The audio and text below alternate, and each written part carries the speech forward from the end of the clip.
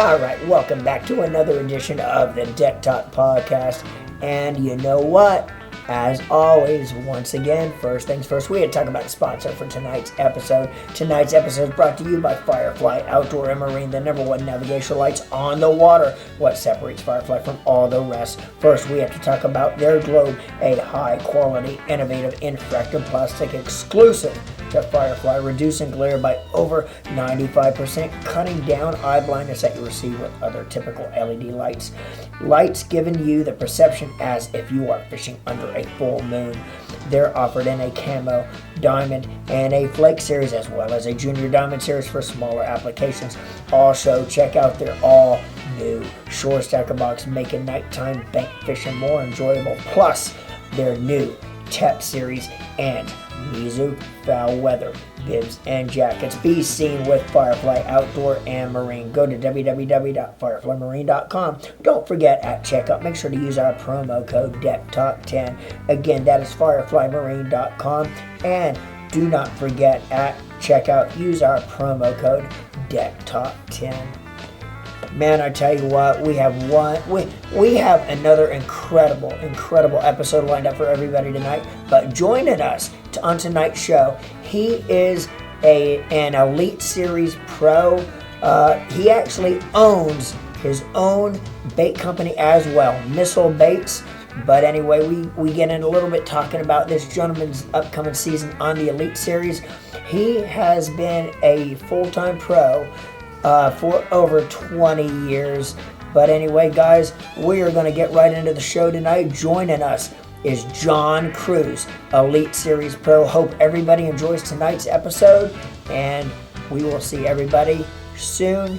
Enjoy tonight's episode of the Deck Talk Podcast. What's up, guys? Welcome back to another episode of Deck Talk Podcast. And the person that you see, I guess it will be on the right-hand side of the screen.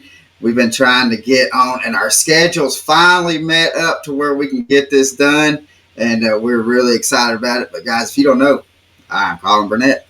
That's right, Colin, and I am Norman Lee. And yeah, we are super excited about this episode. But first, let's try to give this man a proper introduction. He has been a full-time pro for over 20 years with 33 top 30s, 28 top 10s, 5 top 3s, 1 second, and twice he has graced the stage as the final angler standing on Championship Sunday with 13 Bassmaster Classic appearances, Elite Series Pro, and the owner of Missile Baits, Mr. John Cruz. What's going on, man? Brother?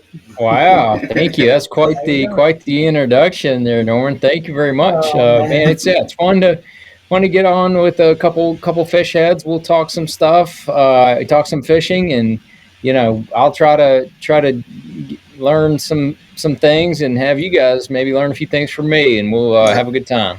That's what it's all about, man. Yes, sir. So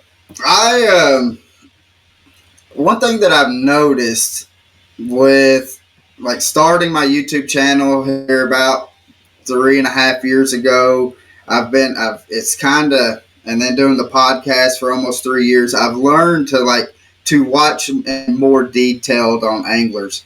And one thing that I've really noticed about watching you is how versatile you are, that you could be pretty much thrown in any kind of situation, and you look comfortable in being able to throw whatever you got to throw to be able to catch fish. Am I correct on that, or do you just have a good poker face on that?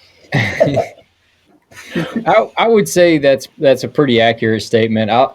I like fishing however the fish are biting, and there's certain things that over my career have taken me a little time to kind of get used to. The first couple times I went to the Coosa River and fished in some of those tail races, I had never done that before. Same thing for the Tennessee River. Fishing in those tail races, you can't hold that boat in the current. You're just drifting, controlled drifts, and fishing in cover. That was different. When we went to the St. Lawrence River, kind of the same thing, but on just a bigger scale. Like the entire river flows super fast all the time, and you have to get used to making those drifts. like, but it didn't take long. And then I love going up there and doing that. I love going to the Coosa and doing that. So that, like, after you've been fishing full time for, 12, 15 years, whatever, you really kind of see all the different scenarios. Yeah. And then you can kind of like cross reference from all those scenarios to be able to put something together on, not feeling uncomfortable. Even when a new technique comes out, sometimes, like, after just doing it for an hour or two, things, you click because you can kind of Right. cross reference some other stuff that's similar. Right. And like for me, especially if I'm trying to learn a new technique, I have to get rid of everything on the boat and just focus in on that. But I feel like after I catch maybe like that third or fourth fish, that confidence really just starts growing, and then I can kind of detail it out to where this is what, and break it down to, all right, well, this is exactly what I was doing, and how I was doing things, or they were on the south side of this little rock bed or whatever. I was able to break it down more, but Yeah, go ahead. I was gonna say, I'll give you one example. When the Ned rig came out, I got the Ned rig stuff, got all the heads, got all the baits, different baits to put on there, and I started fishing it. And I didn't know really how to fish it, to be honest with you. And so I was dragging it around like it was a shaky head.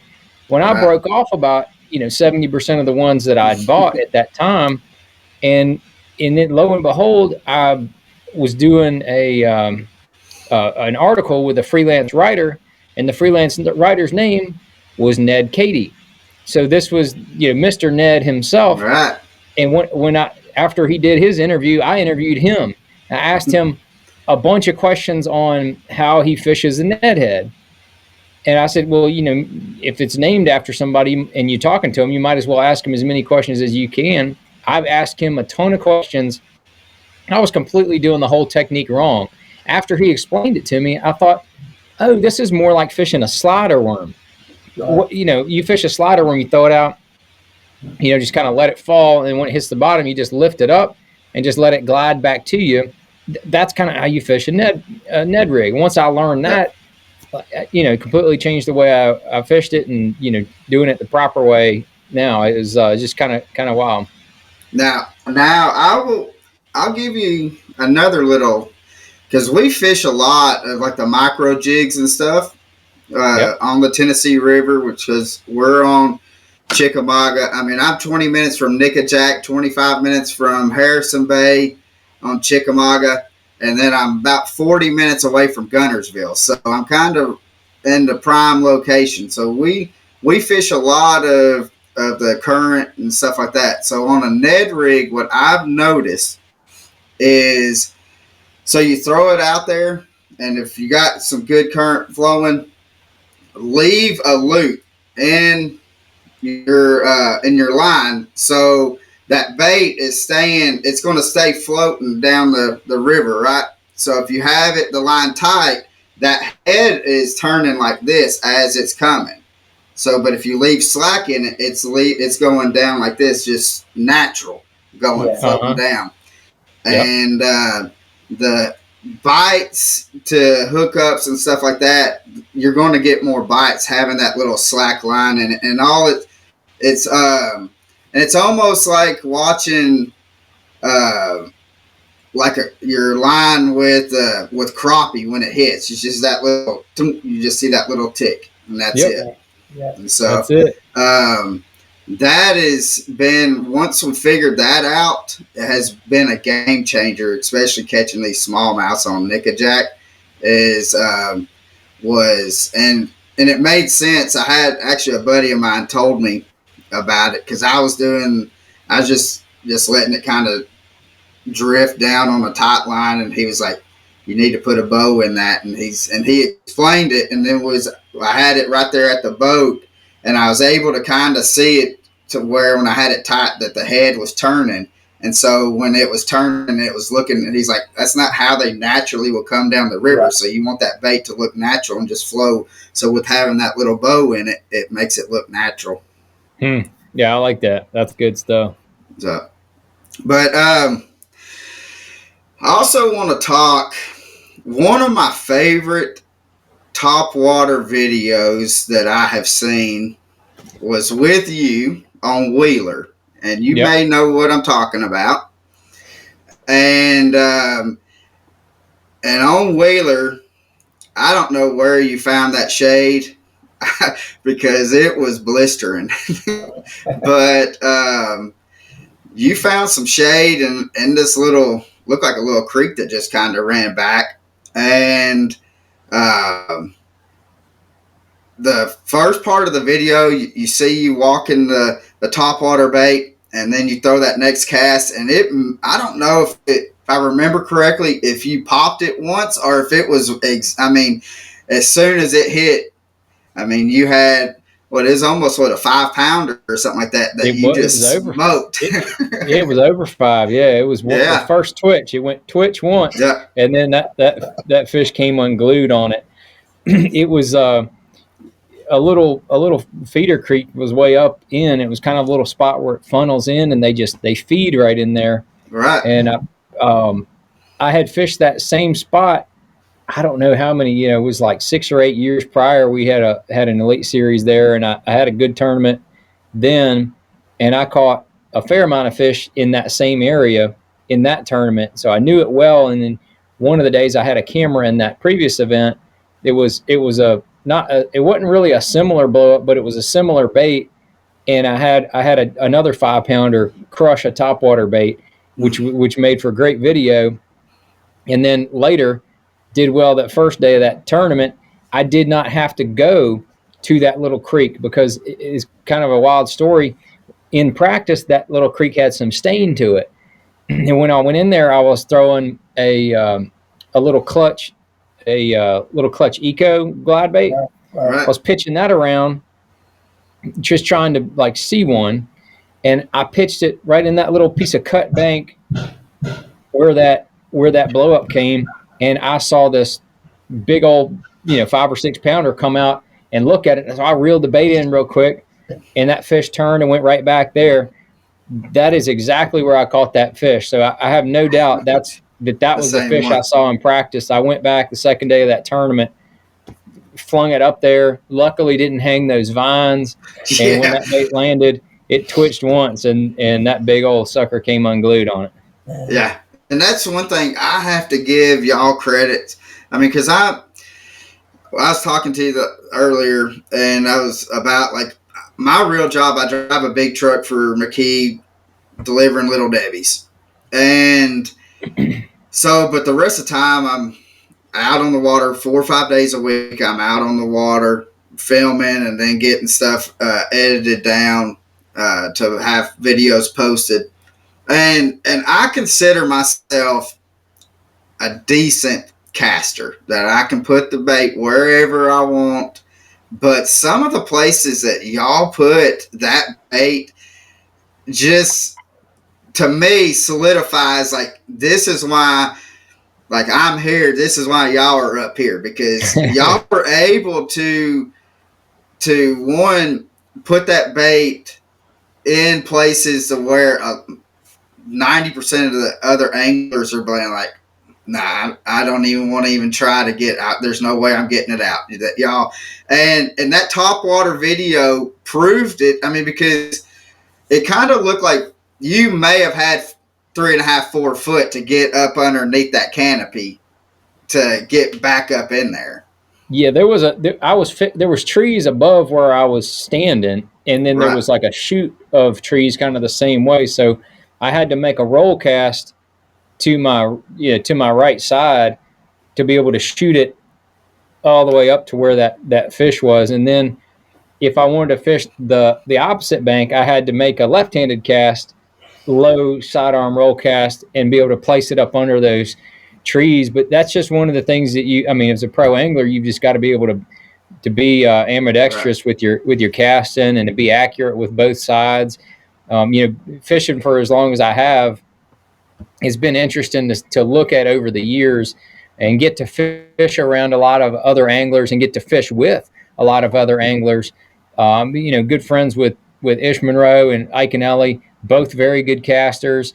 And then like Gerald Swindle, really, really good caster. Kevin Van Dam, phenomenal caster. Yeah. I don't know if I'll tell you a quick story. Back when we were all fishing FLW stuff back in the day, they would, when you make the top 10 in an FLW, they would have a little casting contest for the top 10 pros, and it wasn't public. Oh, nice. It was like a just separate prize that I think you won like $1,000 if you won it. And it was just like the casting contest that they do for the kids. Right. But, it was like 40 or 50 feet, good little ways away, and you just had to place the jig. And it was just a whatever combo. You just pick it up and throw it. They told you no practice, go. And when I did it, I can't remember who won our one, but I think I finished second. I didn't win it, but I felt pretty good about that. It was a top 10 that I remember this story from, was at Lake Murray. And Bill Taylor was a tournament director a long time at FLW, and he said, right. John, he said, we've had these old casting contests for a couple of years now, and we've had Van Dam make 4 of them. He said, you know how many of them he's won? I said, I'm going to just guess 4. He goes, you darn right. He said, nobody even came close. He said it was like guaranteed Van Dam would win every one of them. He just picked that rod up and he said, bullseye, bullseye, bullseye, bullseye, and then set it back down. And he's like, all right, thanks, Bill. See you later. So, yeah, that I've gotten to know Kyle Welcher pretty well back when he was doing YouTube and he moved up to Chickamauga. He moved not too far away from me. And so I got to talk to him quite a bit, and just to watch him, and I don't see, like, with him, like, he's always, if his trolling motor's not on 10 or on 100%, he's sick, something's going wrong. And right. But just to see, like, how, and I tell people, like, they'll ask me, like, what's the difference in between, like, going and fishing just like a regular local tournament and then going and watching y'all guys do y'all's job. And that's what I tell people is just the cast, the accuracy on the cast. I said, I guarantee you can put like a red Solo Cup anywhere along the bank or wherever, and these guys are going to be putting it in that red Solo Cup. And I was like, and the thing is they make it look so easy. And I was like, I could tell when I first started throwing a bait caster and watching y'all guys throwing the bait casters and stuff, and then I'm like, these guys, this is the next best thing. I need to get one of these. And the first cast, I bird nest the crap out of it. And I want to throw the rod down, and it took me an hour to get it picked out, and I probably went through 3 spools of line before I even kind of figured it out. I was like, screw this, and I was just cutting the line out. And so, it happens, man. It still happens. But the one of the interesting things that I've seen with the casting situation is that in the last couple of years, this newer crop of anglers is not as adept at the flipping, pitching, and casting at cover as some of the older guys are. And even within the older guys, there's some guys that are not bank beaters, they're just daubers. They daub their minnow out there in the middle, or they throw their Carolina rig, whatever, like your Peter T's back in the day, and those kind of guys.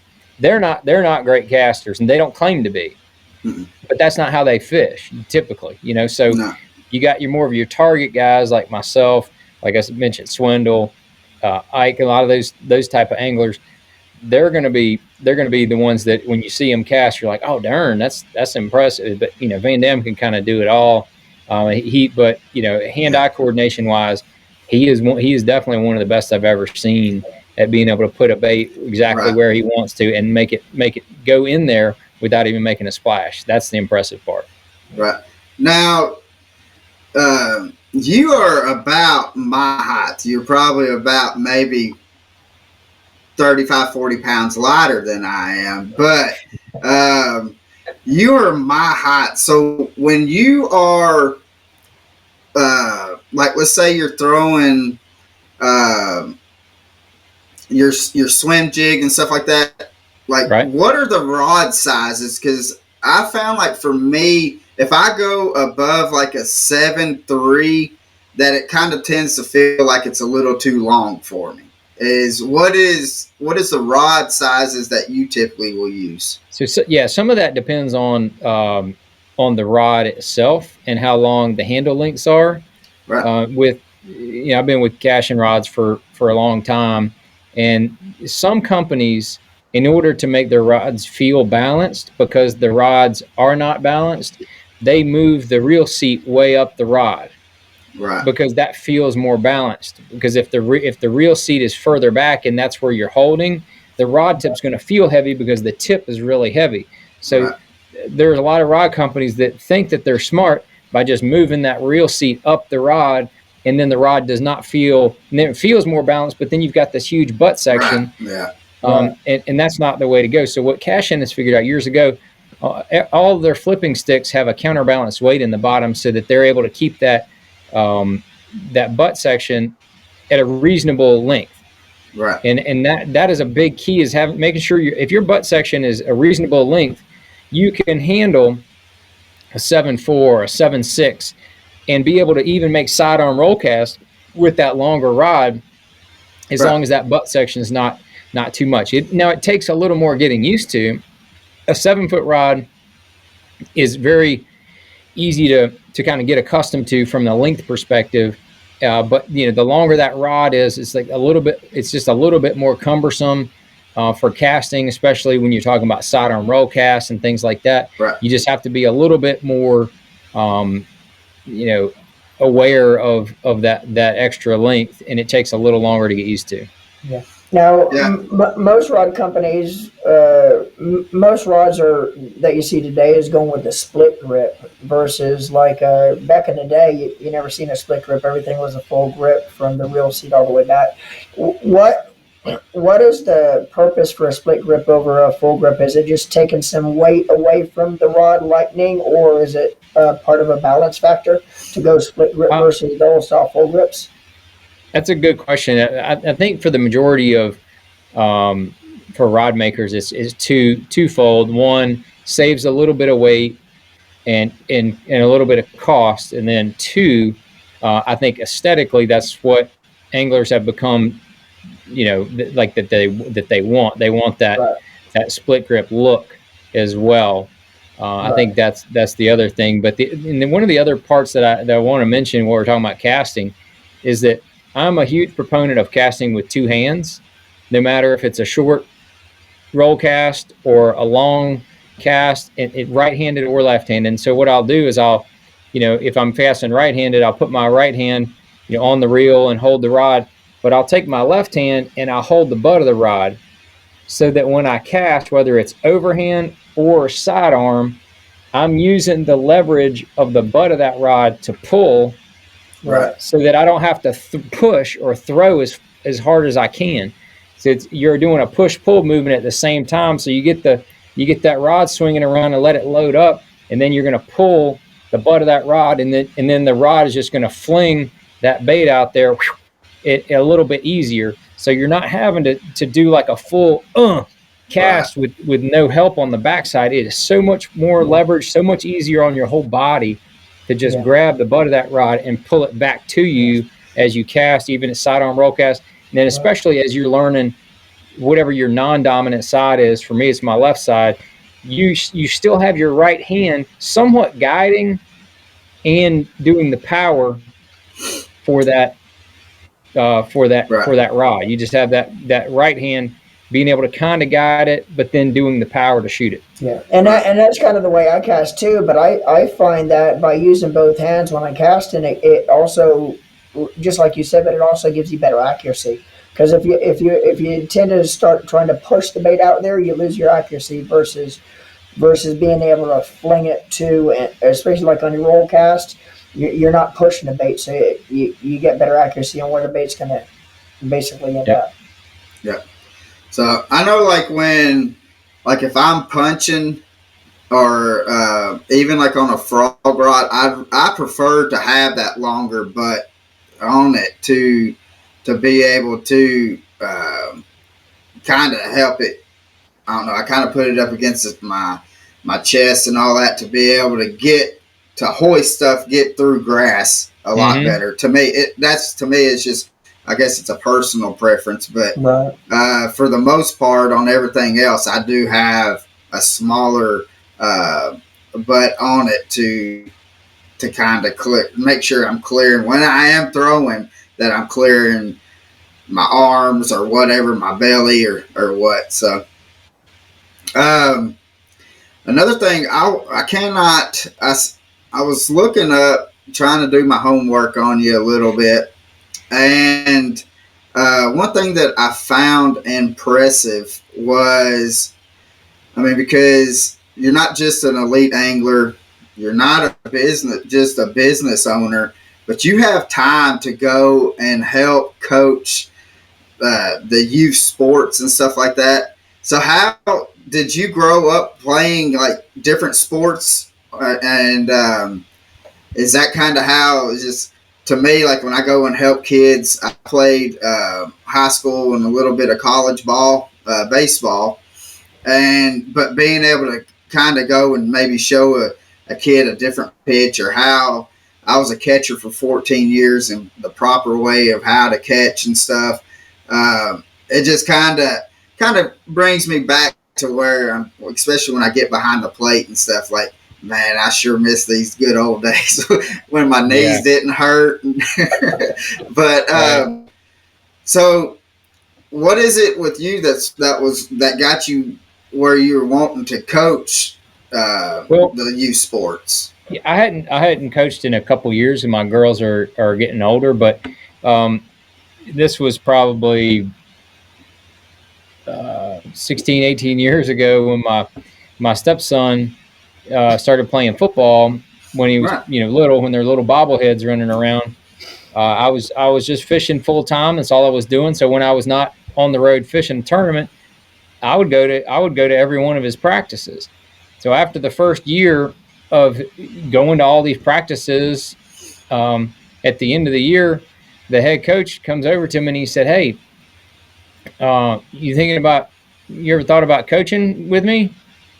And I said, man, I played every sport under the sun, but I didn't play football, so I don't know, technically how to coach it.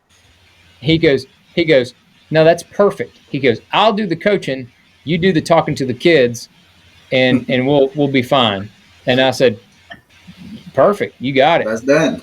Uh, Yeah, so the next year, I coached with him, and I coached with him until my son, your stepson, went to playing school ball, Right. and then so I coached with him for, I think it was about 5 years, and I loved it. And in those 5 years, I learned a lot about football.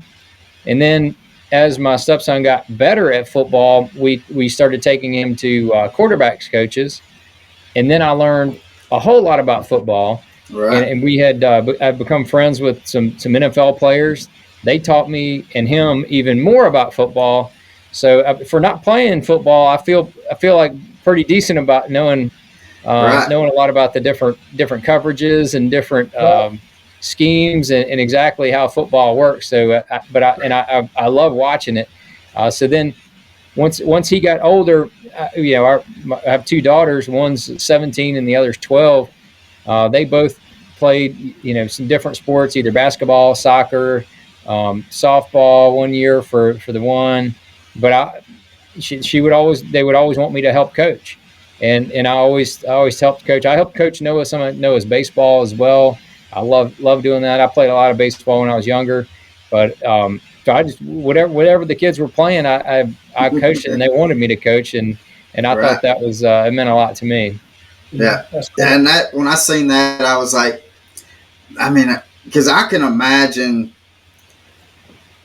being a full time angler and then being the owner of Missile Baits, and then and I know that just with talking to y'all and seeing y'all at different events, that just being a full time angler is almost a job and a half in itself.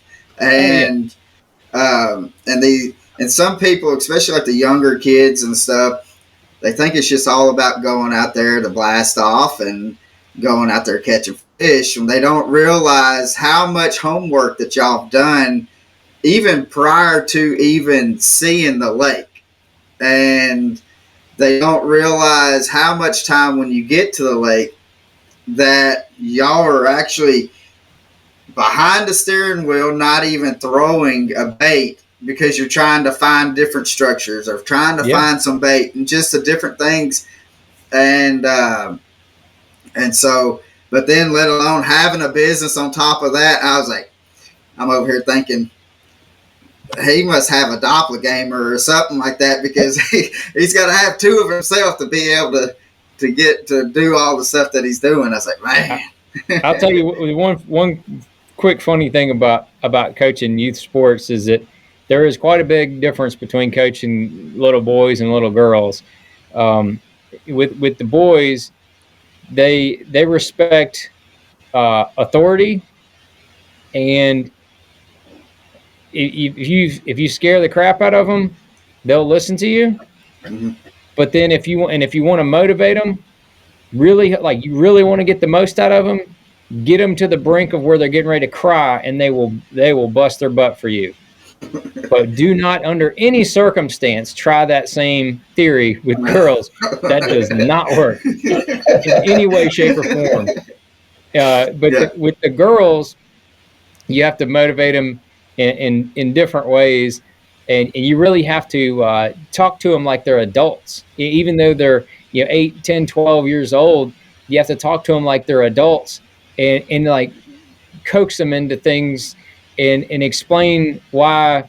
They're like coaching cats. You have to like explain why something should be done a certain way, and if they don't do it, just let it be. Okay, and then eventually they'll realize that you're telling them what to do the right way, and then they'll do it on their own, and it works. But and it's so much fun coaching both of them, and having a boy and girls to be able to coach both. It was really cool. Now, have you had to give yourself those little coach pep talks and stuff when you're out on the water and you're maybe like 4 or 5 hours in, and you're like, man, this sucks, I'm ready to just go back and get me a steak, and let's go see Mercer and let's go get a steak. So have you had to give yourself those little pep talks? Every once in a while, on long practice days, I'll just stop and eat a sandwich and maybe an apple. I'll just take 10 minutes and just decompress. Don't just look at the birds. Drinking water. I'm just, thinking about everything. You don't have to cast every second that you're out there in order to find them, or you don't have to be looking at your depth finder every second. You can just chill and just be like, wait a minute, what am I missing here? I've tried this. I got 1 bite on that. I got 3 bites on this other thing, but then I tried that for another 3 hours and it didn't work.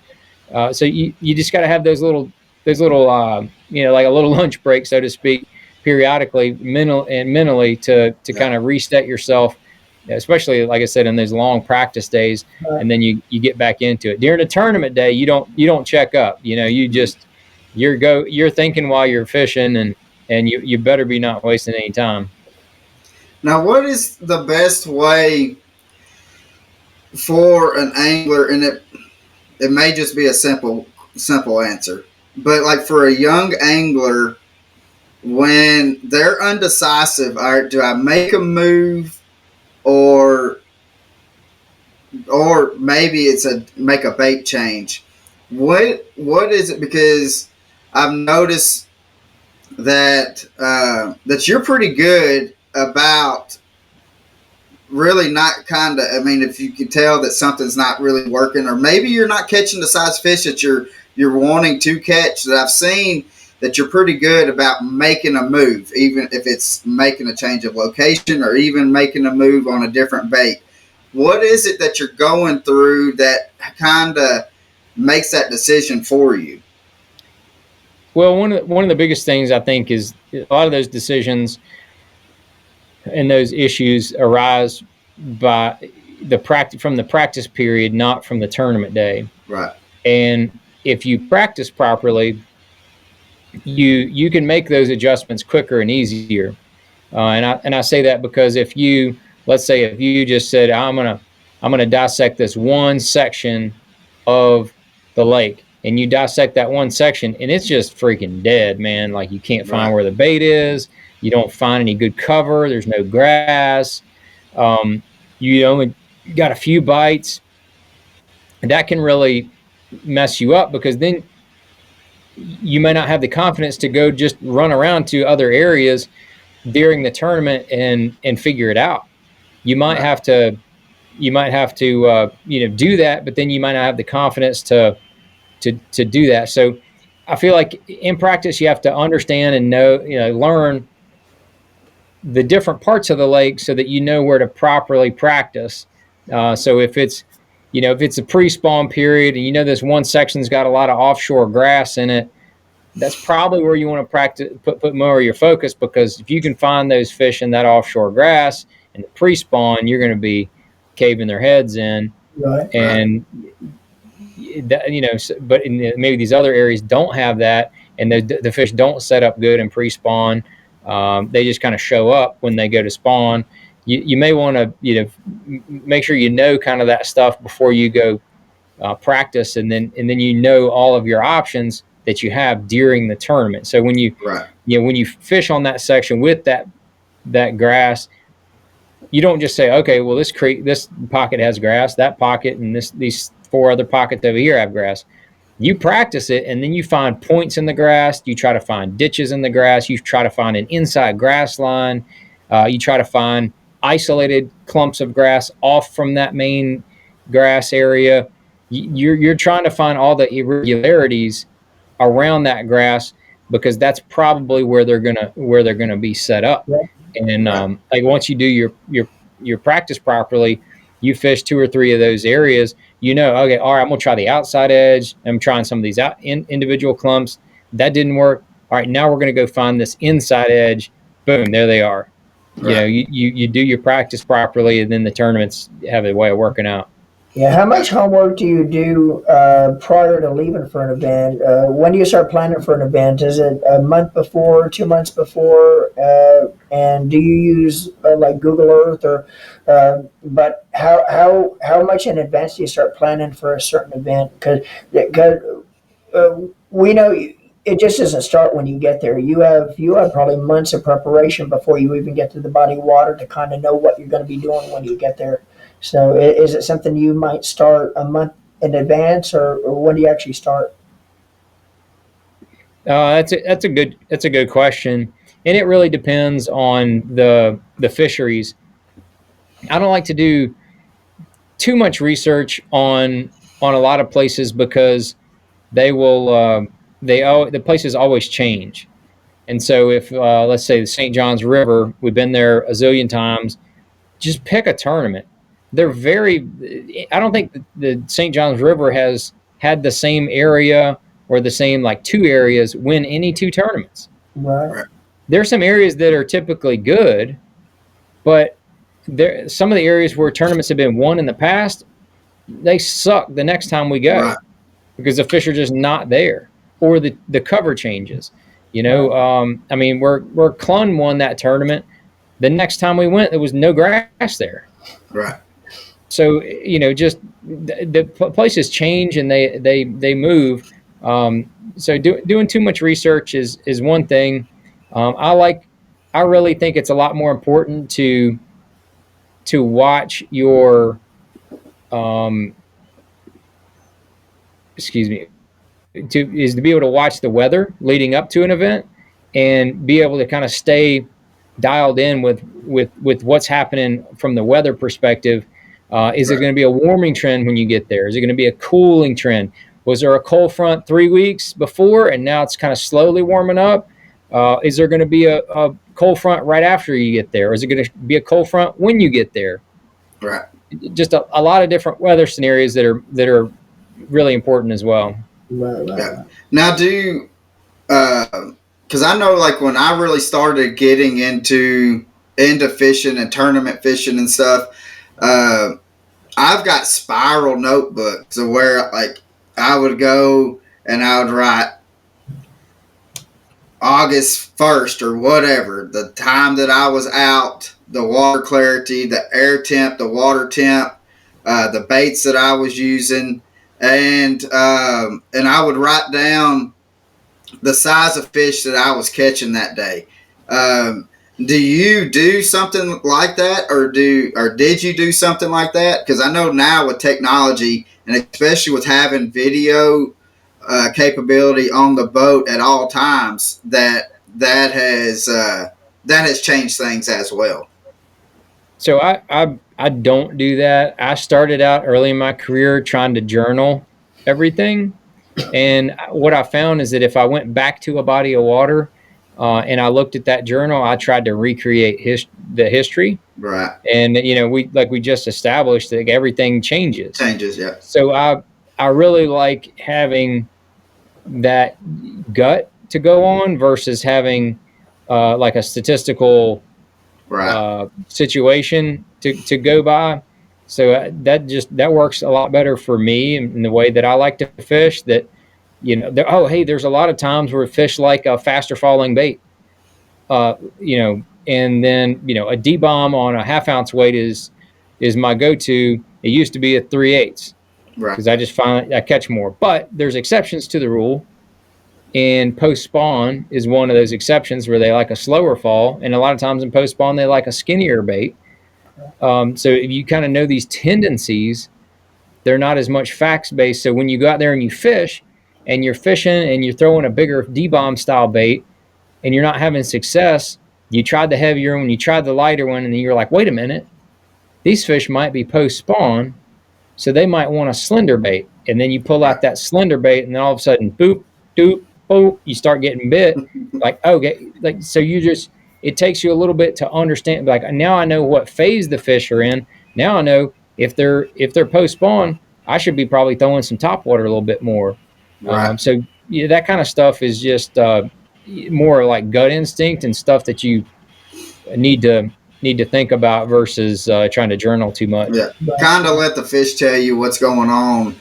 And I think, like as you were saying that, I'm thinking like, because I fish Chickamauga mainly, and so but that's fine to do that when you're primarily fishing just one lake. I would say, as you were saying, I was like, well, that could work out a lot better if you're just fishing one body of water, to where y'all are fishing. Y'all would have 20 million different spiral notebooks over over the seasons that y'all are fishing, especially with 20 years of doing it professionally. But we cannot have you come on here, John, and not talk about missile and the great baits and stuff that they have. I mean, I was telling you that as soon as we're done here, the boat is already ready to go. I'm gonna go out on Chick and throw an A rig and a glide bait and one of your, or I actually got a couple of your swim jigs coming tied up, ready to rock and roll. Yeah, But I want to talk about some of these baits, because these baits are some phenomenal baits, and one bait that I really want to start out with, and I did not know. I thought it was with Ike was just joking around when he pulled this sucker out. Is that monster jig, and yeah. and so, but can we talk about it for a little bit? And because Yeah, it's like it's a massive jig. the swim bait of jigs. So you can see it in my hand, and you can see how big that hook is. I mean, that hook is massive, and it's not a typical jig that you would think about. Right. It is it's more of when you want to fish a big glide bait, you're going to be fishing it maybe as deep as 6 or 8 feet of water. Right. If you want to fish a big bait in 10 to 20 to 30 feet of water, that's when you need monster jig. Yeah. Yeah, and I seen that video that when y'all first came out with it, and I was like, is he messing with us on this? And then where was it? Well, it might have been the classic that we seen you at right after that, or it may have been iCast. I can't remember. It was somewhere that we ran. You had the booth out there, and I was like, "This is legit." We've sold a fair amount of those things. That's no joke, and a lot of them. The muskie world has really started to get onto it. Really? And they're a lot of the muskie guys are into it. We actually made up 2 muskie specific colors, a black and orange one and a fire tiger one, and we've sold those a good amount of those as well. Well, and I talked to a buddy of mine down in he goes to Florida 2 or 3 times a year and does some offshore fishing and stuff like that. He was using it offshore fishing.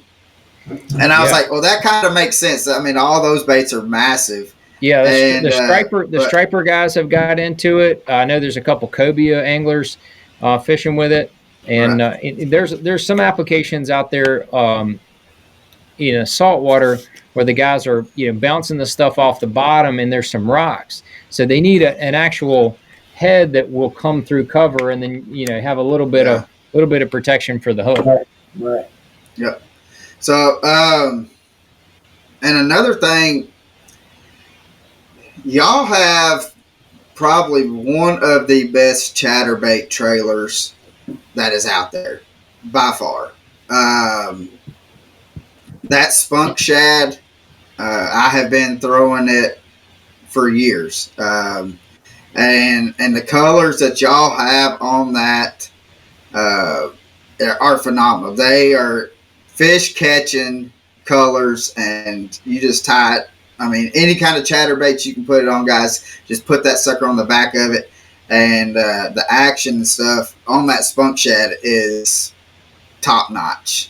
It's been interesting to watch the last few years that anglers that are they were dead set on fishing the Zaco on the back of it, that once they start fishing the spunk shad, they're done. They're done, and that's all they fish with it, because it really, really catches them, that the way that tail tapers and then shimmies when that blade's shaking. It's pretty sweet.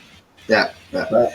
So, and I mean, and the thing about it though with missile baits is just the list of stuff. It just goes on and on. I mean, you can spend a couple of hours just scrolling through the baits and looking at the different colors. And I mean, and I enjoy. I'm kind of a bait connoisseur, so I'll just go and where some people may just watch videos or play games on their phone, I'm going through, just scrolling through, seeing what different kind of baits I could find, and so. But if you have not gone, and what we're going to do, guys, we'll put in the description all of John Cruz's social media stuff, and then also his website. Yeah.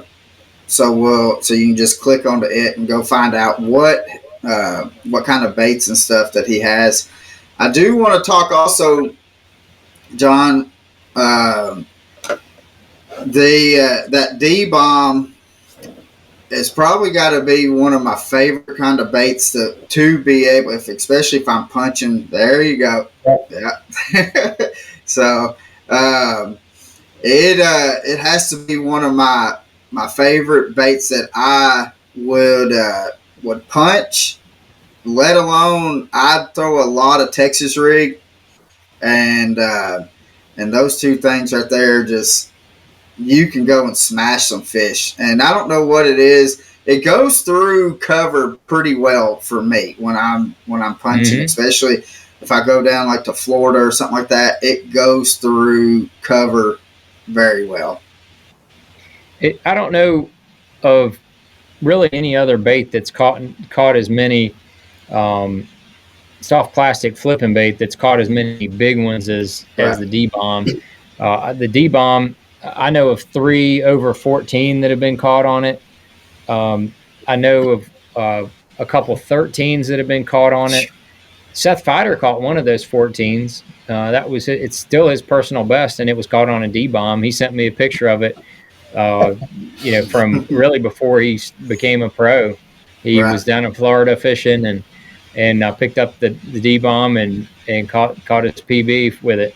So to me, that kind of stuff is cool, and just, tons and tons of 10s and 11s that have been caught on it, a zillion 8s, 7s, and I've caught a zillion, 5s and 6s on it.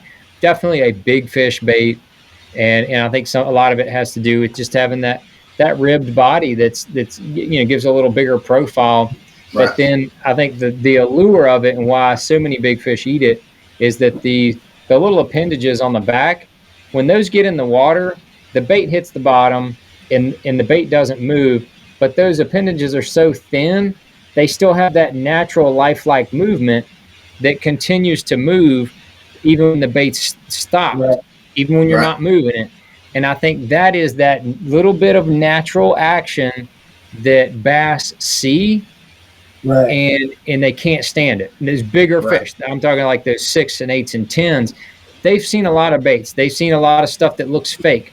But when that thing hits the bottom, or he catches their attention and hits up against that piece of grass, those little flappers on the back just have that natural motion in the water as they're falling down.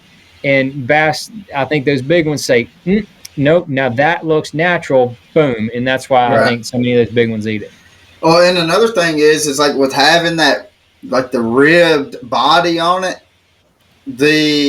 you don't really have to worry about the hook set. Am I going to get a good hook set on it? Because that bait the hook just comes right through it pretty easily. It's not that the fact I don't want it to sound like it tears up the bait or anything like that. But it holds the hook, but it'll let it pop through at the same time. It's really kind of a wild deal. Yeah. So, but yeah, and then that swim jig, especially like that big eye. I don't know what it is.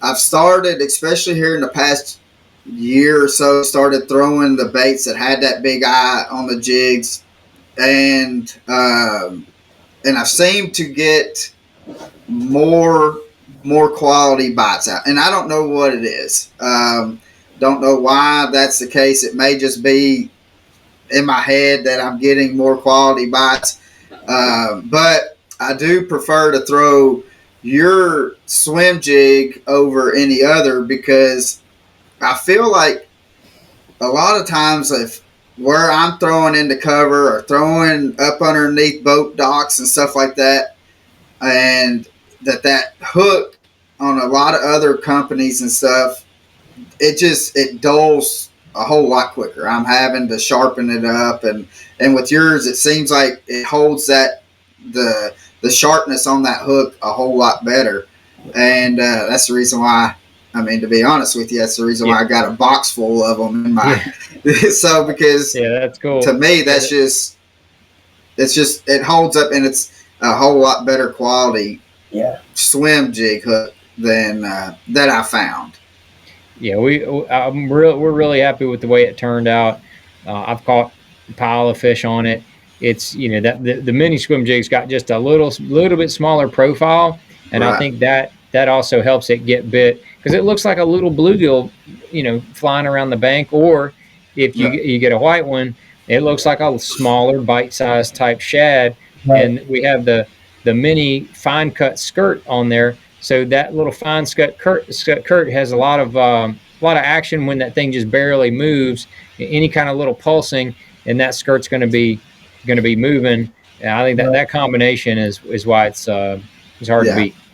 And it is. I mean, I've gone and I've smashed fish, and Norman and I will go out and I'll tie that sucker on, and we just go out there, and Norman, he asks, because he's throwing the exact same plastic and stuff that I'm throwing, but I keep it in the hook and stuff. I keep it to myself until he finally sees it, and then Norman, I'll just let you know this. Norman has been known, John, to cut baits off and tie it onto his. Just to let you know.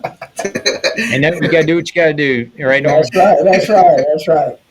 So, but I know you've got a busy day. We don't want to keep you too terribly long, but Yeah, man. I we appreciate you guys having deeply me. appreciate you Yeah. coming on, and it means the world. And I can't wait to.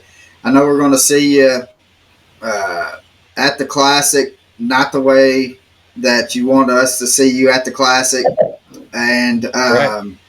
but we're going to see you at the classic at ICAST. So we're actually going to try to do some filming and stuff at some events. So I think we may hit that South Carolina. It's Murray, I think, is where y'all are going this year. Hartwell. Hartwell. Oh, that's Yep. even closer. So, Yeah. Yeah, Hartwell at the end of April. It'll be a good time. A lot of stuff going on. A lot of fish to be caught.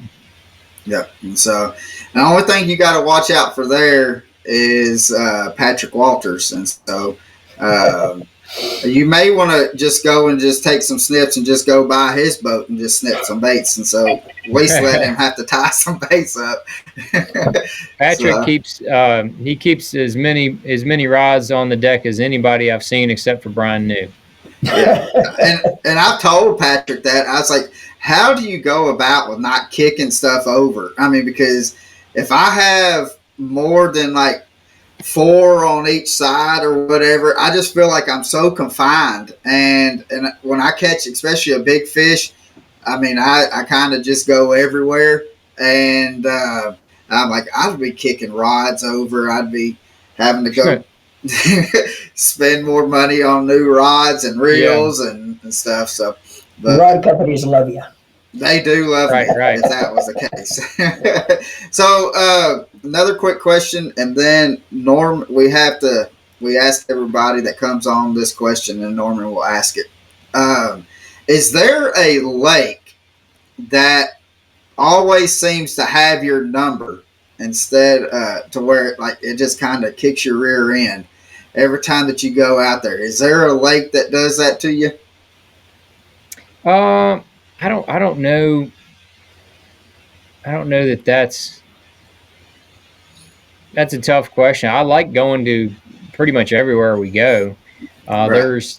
There's a couple of lakes that like the Champlain and St. Lawrence. We go there like every other year. Right. I love both places, but I do not have a top 10 on either one of those bodies of water. Right. And it still bugs me, and I desperately want to have top 10 on both of those places here soon. That's so we're not going to either one of those this year, and it kind of chafes me because I like I want to get my revenge on it. But any kind of a river system, seems to be the places that I do a little bit better on. I've got more top 10s probably on river systems than I do any other kind of place. Obviously, both of my wins are on river systems. And that's the kind of place I think I just click with a little bit better. But other than that, I don't know any one particular lake that's got my number, so to speak. Well, we asked Ike about that same question, and he told us, he says, I'm going to do you better. He says, it's not a lake. He says, it's a state. He said, the state of Florida kicks his rear end. So, yeah, his track record is like the opposite. It's like mine on those up north. Like I just don't have a really good finish. Ike he's got a couple of decent finishes, but he by and large Florida is tough on him for some reason. Yeah.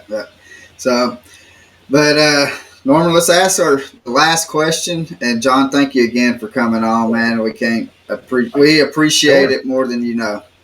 Sure. Yes, sir. Yes, sir, John. John, we really appreciate it, dude. And we know you're a busy man, especially kind of getting ready for the upcoming season, the whole 9 yards. But if you were to be able to have one person to fish with for the day, John, and this person could be passed away or still with us, who would that person be that you would want to fish with for the day, and why would you want to fish with them? Yeah, that's always a really tough question, because you don't know. It's like it's weird because it's like you could pick from anybody. So you think about people from your past. You think about celebrities. I mean, easy to just say Donald Trump, but I really don't know that he fishes. So maybe it's Junior, or maybe you're like, oh, what about The Rock? I mean, I think The Rock would be like an obvious fun choice because it would be a lot of fun. Or if we want to go the celebrity route, Deion Sanders, he definitely fishes, and there is not a dull moment any time with that human being. So I think that would be a lot of fun. I might go with Deion Sanders, even though I'm a little bit tired of seeing him so much on TV. Like they need to chill with how much they're showing him because I like him a lot. He's a lot of fun, but it's like overexposure to anybody is like just enough is enough. But that would probably be mine because it'd be a hard one to pull off, especially now as big as he is. But I think that would be pretty cool. It would be epically memorable. Yeah. Well, I know you said The Rock, but I think it would be fun to have The Rock and Kevin Hart on the boat at the same time. I mean, Oh, you didn't say two; you said one. right. I mean, but I mean, we kind of make up our rules as we go, John. So, Right. but but if you could have both of them, It might be, I said Dion, that might be, but the other one that as far as like having just an epically memorable day, I might go with Theo Vaughn. Oh Um, yeah, Dude, that would be like my face would hurt, my gut would hurt from laughing. It would be amazing. So I'm gonna change my answer. Deion Sanders, I'll give you second. Theo Vaughn, I'll move him to number one. Right. yeah. That you would definitely, if you recorded that, your editor would probably be upset with you with how many times he has to hit the bleep button. But Just it let it still rip, would be, man. Let it rip. yeah. So, but guys, thank you for coming on. And real quick, John, can you tell us your social media to where people can come and follow Sure. you? And Sure, I do the big four with social media. I do Facebook, Instagram, Twitter, or AKA X, and then YouTube. And that's it. That's all I do. It's all I have time for. I'm not going to get into any of that. Maybe if maybe somewhere down the line I'll do something else, but that's where you can find me. I'll try to put out as much educational and entertaining content as possible, and I look forward to helping share this one when it pops out. That's awesome, man. so, thank you guys for watching. And it has been a blast to have you on here, John. Make sure y'all go and click and smash that follow and subscribe button on YouTube for him. And we will have the links in the description when we get this posted. And I hope you have a blessed day, and we'll see you out on the water, guys. Live the passion.